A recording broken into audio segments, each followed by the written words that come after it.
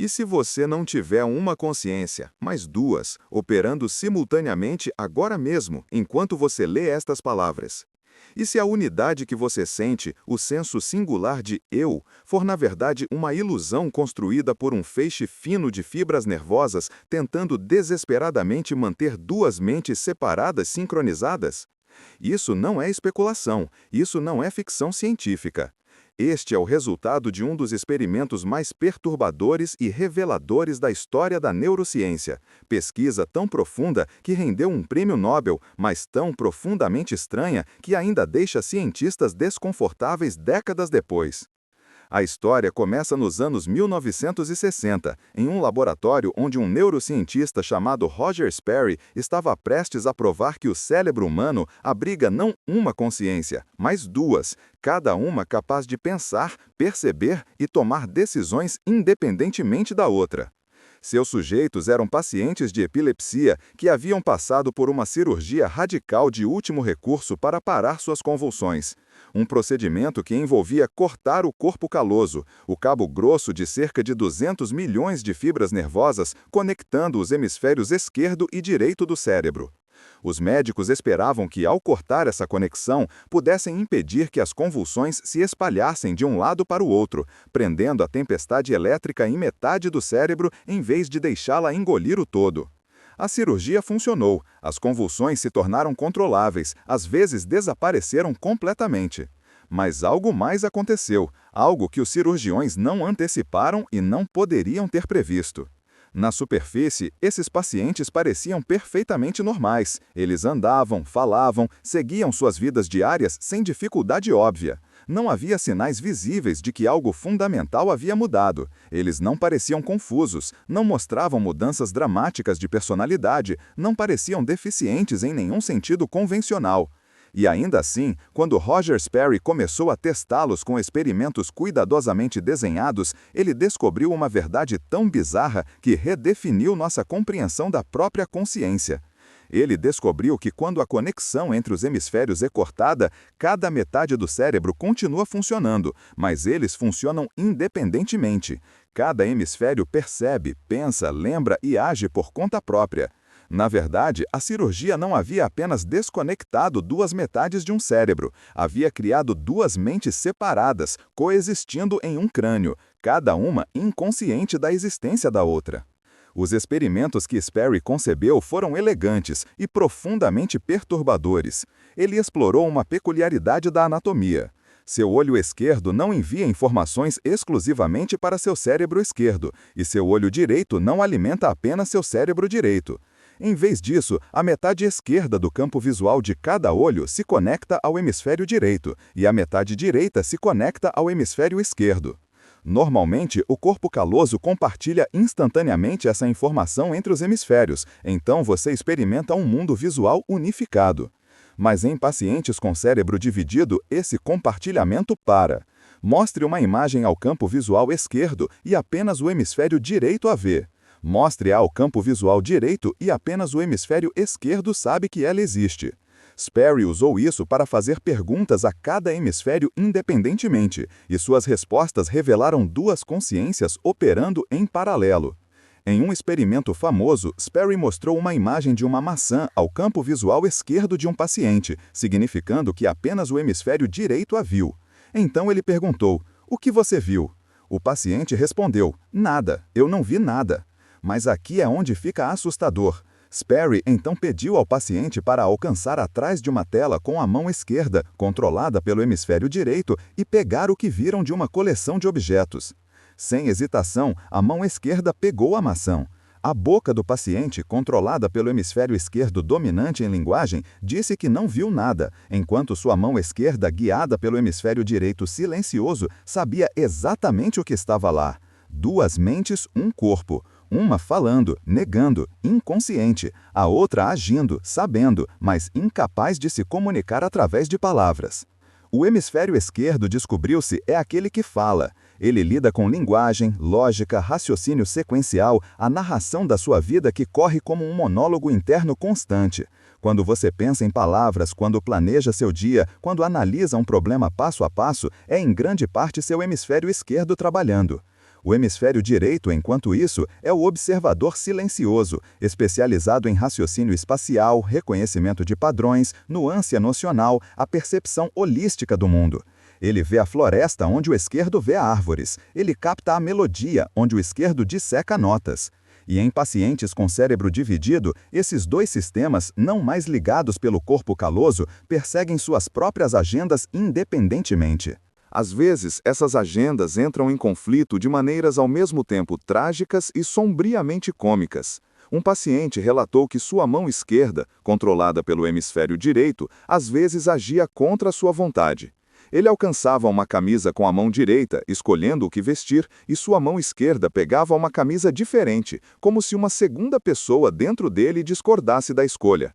Outro paciente descreveu sua mão esquerda tentando estrangular sua esposa, enquanto sua mão direita lutava para afastá-la. Os próprios pacientes ficaram perplexos, perturbados pela sensação de que parte de seu corpo pertencia a outra pessoa, alguma outra vontade, alguma outra mente. Porque pertencia, literalmente. O hemisfério direito, cortado do esquerdo, tomava decisões por conta própria, perseguia objetivos que o hemisfério esquerdo falante não endossava, não entendia e não podia controlar. O trabalho de Sperry revelou que os dois hemisférios até têm diferentes respostas emocionais, preferências diferentes, crenças diferentes. Em um estudo, pesquisadores perguntaram a pacientes com cérebro dividido sobre suas aspirações de carreira, opiniões políticas ou atividades favoritas, apresentando a pergunta separadamente a cada hemisfério. O hemisfério esquerdo poderia descrever um desejo de ser arquiteto, enquanto o direito, perguntado através de pergunta sim ou não, que poderia responder acenando ou usando a mão esquerda, indicava preferência por ser piloto de corrida. Mesma pessoa, duas respostas, dois desejos. Qual é o você real? Ambos? Nenhum? A questão se torna filosoficamente insuportável. O que Roger Sperry provou, além de qualquer dúvida razoável, é que a consciência não é uma essência singular e indivisível alojada em algum lugar do cérebro. É uma função que emerge da atividade neural, e quando você divide o substrato neural, divide a consciência. A unidade que você sente, o senso de que você é um eu contínuo, depende inteiramente do corpo caloso tecendo as saídas de dois hemisférios separados em uma narrativa única e coerente.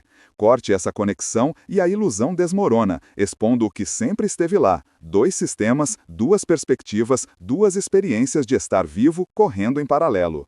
Por este trabalho, Roger Sperry recebeu o Prêmio Nobel de Fisiologia ou Medicina em 1981, um reconhecimento de que suas descobertas haviam alterado fundamentalmente como entendemos a mente. Mas as implicações vão muito além da neurociência. Se você pode ter duas consciências quando os hemisférios estão desconectados, o que isso diz sobre o resto de nós, andando por aí com o nosso corpo caloso intacto? Nós também somos seres duais, apenas melhor integrados? Quando você se sente dividido entre duas escolhas, quando uma parte de você quer algo e outra resiste, é isso o eco de duas mentes, normalmente sincronizadas, momentaneamente puxando em direções opostas? E se sim, qual é você? Aquele que fala? Aquele que observa silenciosamente? Ambos? Ainda mais perturbador, se a consciência pode ser dividida cortando fibras nervosas, então a consciência não é uma alma, não uma essência imaterial, mas um processo gerado por estruturas cerebrais físicas. Danifique a estrutura e você danifica, ou divide, ou apaga a consciência. Isso fica desconfortavelmente em desacordo com muitas de nossas intuições mais profundas sobre identidade pessoal, sobre o que significa ser uma pessoa. Se você pode ser dividido em dois, você é realmente um eu unificado ou apenas uma coleção de processos que geralmente, mas nem sempre, cooperam? Os pacientes com cérebro dividido nos forçam a confrontar essas questões não como filosofia abstrata, mas como realidade vivida. Eles experimentam o que o resto de nós apenas teme: a dissolução do eu singular, a emergência de outra vontade dentro de seu próprio corpo, agindo com intenção, com conhecimento, com desejo, totalmente separado do eu que reconhecem como si mesmos. É um espelho erguido para a arquitetura oculta de cada mente, nos mostrando que a fronteira entre um e dois, entre unidade e multiplicidade, é mais fina e mais frágil do que jamais imaginamos. E aqui está a reviravolta final e arrepiante. Você não precisa de cirurgia para vislumbrar essa dualidade. Mesmo com seu corpo caloso intacto, os dois hemisférios do seu cérebro estão constantemente negociando, comprometendo, às vezes competindo pelo controle. Cada decisão que você toma, cada pensamento que você pensa, emerge da interação desses dois sistemas, cada um trazendo suas próprias forças, vieses e agendas para a mesa. Você é, em um sentido muito real, uma colaboração entre duas mentes que aprenderam, através de milhões de anos de evolução, a agir como uma. Mas as costuras estão lá, visíveis em momentos de indecisão, na sensação de ser puxado em duas direções, na estranha sensação de que parte de você quer algo que seu eu consciente verbal nunca admitiria. Então a questão permanece, pairando sobre tudo. Quando você diz eu, qual hemisfério está falando? Quando você faz uma escolha, é uma mente decidindo ou duas mentes negociando? E se a conexão fosse cortada amanhã? Qual das duas consciências que emergem seria o você real? Aquele que fala ou aquele que silenciosamente observa? A resposta, como você descobrirá, é muito mais estranha do que você pensa. Porque a verdade sobre a consciência, sobre identidade pessoal, sobre o você lendo estas palavras, é que nunca foi singular para começar. Você foi dois o tempo todo. Você só não sabia. Pense na última vez que você tomou uma decisão difícil. Talvez fosse se deveria largar um emprego, terminar um relacionamento, mudar para uma nova cidade, dizer algo que você sabia que causaria conflito. Você se lembra da sensação? Não a ponderação abstrata de prós e contras, mas a sensação visceral, quase física, de ser rasgado, puxado em direções opostas por forças que pareciam igualmente você, mas incompatíveis. Uma voz insistindo que você arriscasse, abraçasse a mudança, confiasse em seus instintos. Outra voz te avisando para ficar seguro, evitar arrependimentos, pensar mais cuidadosamente. Você provavelmente experimentou isso como diálogo interno, uma conversa consigo mesmo. Mas e se não fosse uma conversa? E se fossem duas consciências, duas perspectivas, dois sistemas de tomada de decisão correndo em paralelo, cada um defendendo seu resultado preferido, com a escolha final emergindo não de um você singular, mas de qual sistema naquele momento tinha um pouco mais de influência? A neurociência cada vez mais sugere que isso está mais próxima da realidade do que da metáfora. Mesmo em pessoas com cérebros intactos, os dois hemisférios mantêm estilos de processamento distintos, prioridades e vieses. O hemisfério esquerdo, verbal e analítico, constrói narrativas, busca padrões, explica eventos em termos de causa e efeito. É o contador de histórias, o racionalista, a parte de você que insiste que tudo faz sentido, mesmo quando não faz. O hemisfério direito, silencioso e holístico, percebe contexto, lê tons emocionais, capta o quadro maior sem precisar de palavras. É o observador intuitivo, o reconhecedor de padrões, a parte de você que sabe que algo está errado antes de poder articular por quê. Esses dois sistemas não apenas processam informações diferentemente, eles frequentemente chegam a conclusões diferentes.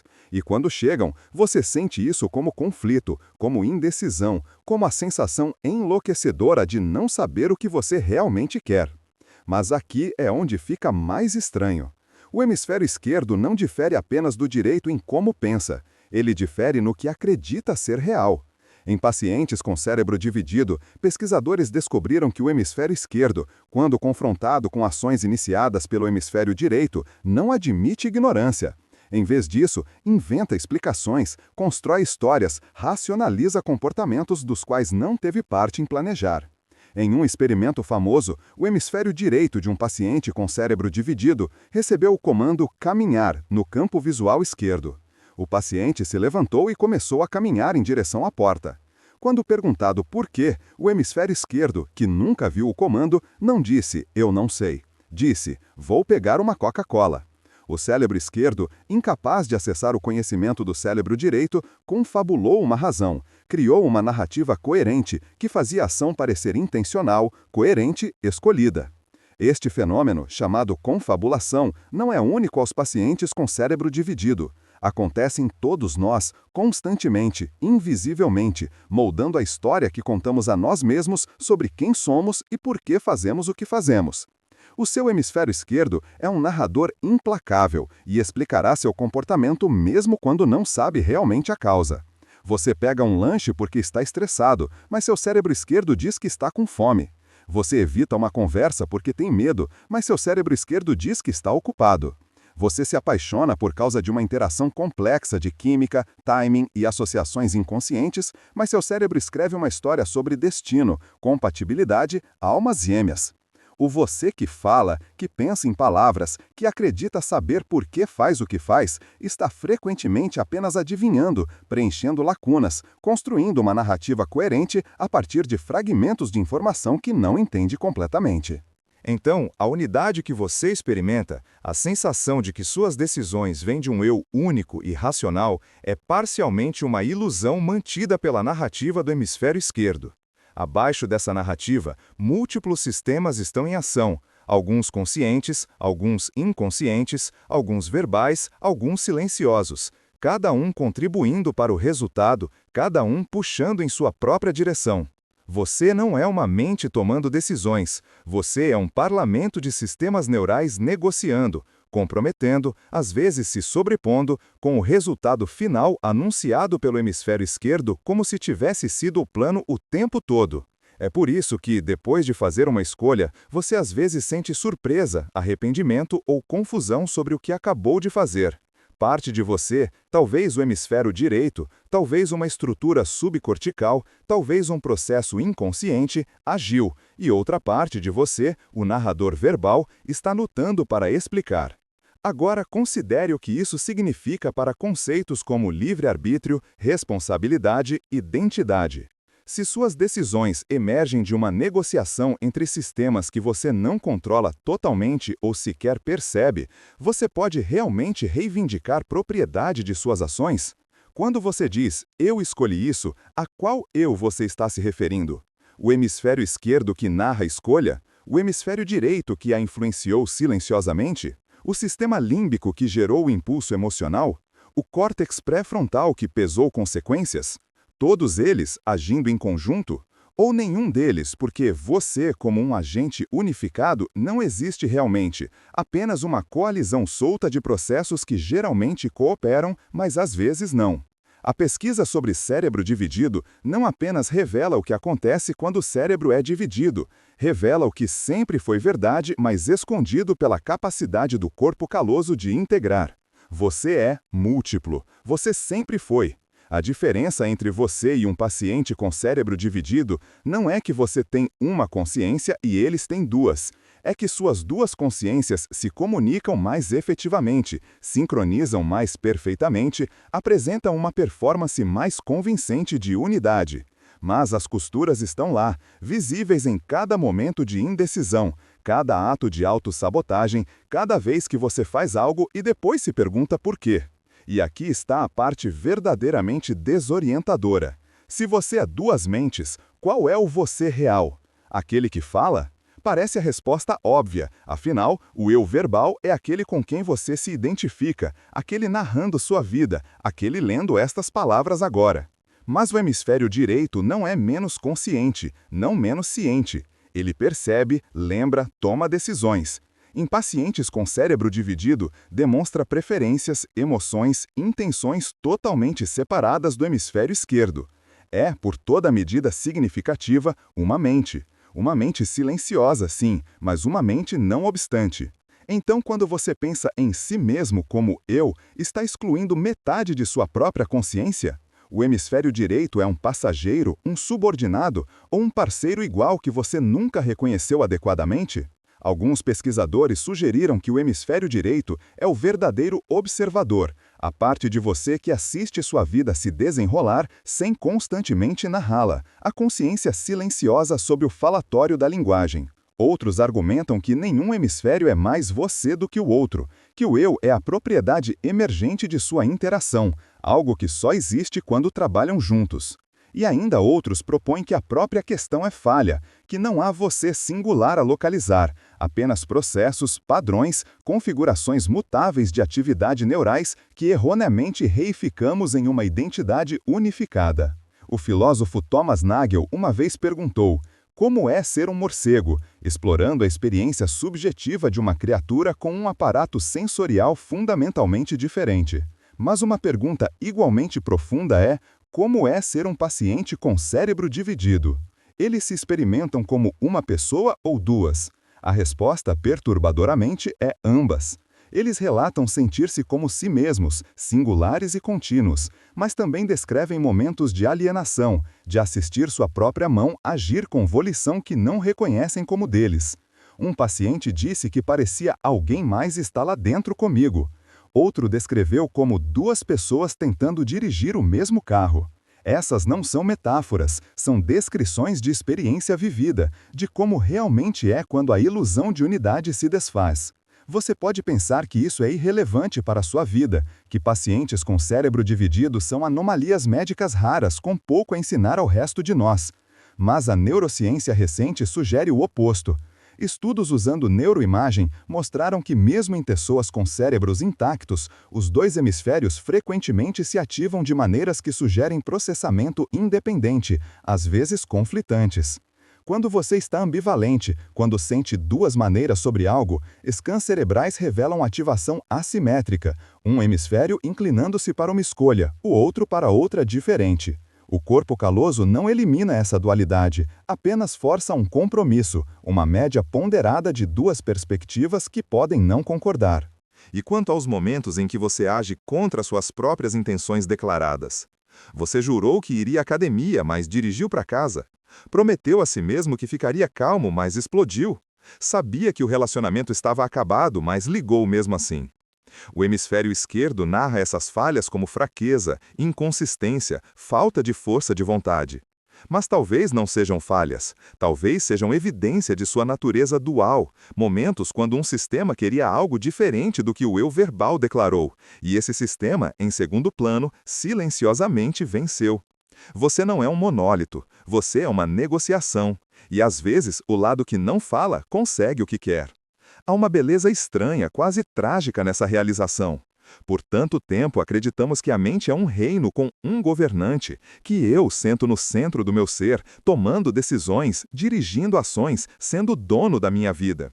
Mas a verdade é mais como uma democracia, ou talvez uma ditadura benevolente, onde o hemisfério esquerdo pensa que está no comando, escreve todas as histórias oficiais, leva crédito por cada decisão, enquanto o hemisfério direito influencia silenciosamente, empurra da periferia, ocasionalmente anula a narrativa oficial sem nunca ser reconhecido.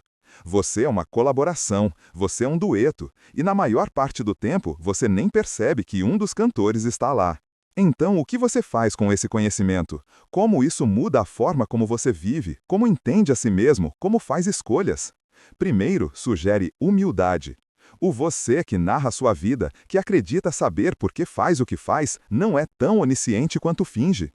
Você é parcialmente um mistério, e tudo bem. Não é uma falha, é a arquitetura de ser humano. Segundo, sugere paciência. Quando você se sente dividido, quando luta para decidir, você não é fraco ou indeciso. Está experimentando a operação normal de um sistema dual tentando encontrar acordo. O conflito está embutido na estrutura da sua mente. E terceiro, sugere curiosidade. Preste atenção à parte silenciosa de você, a parte que não fala, mas sabe coisas, sente coisas, vê coisas que o eu verbal perde. Isso não é apenas intuição ou sentimento visceral, é outra consciência, igualmente real, igualmente você, tentando se comunicar na única linguagem que tem. No final, os experimentos com cérebro dividido revelam uma verdade tão fundamental que reformula tudo o que pensávamos saber sobre consciência, identidade e o eu. Você não é um, você é dois. Duas perspectivas, dois tomadores de decisão, dois fluxos de consciência tecidos tão firmemente juntos que você confunde a tapeçaria por um fio único.